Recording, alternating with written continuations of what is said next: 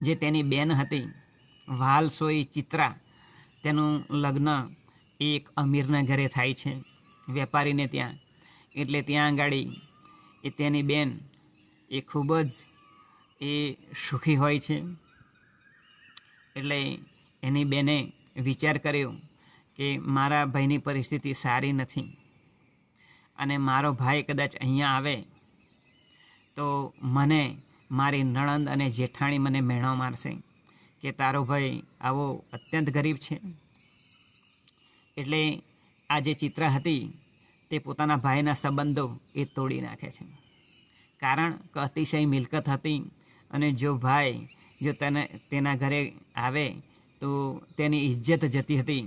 તે ઇજ્જત સાચવવા માટે એણે પોતાના ભાઈનો જે સંબંધ હતો તે તોડી નાખ્યો. ધીમે ધીમે ઘણા સમય પછી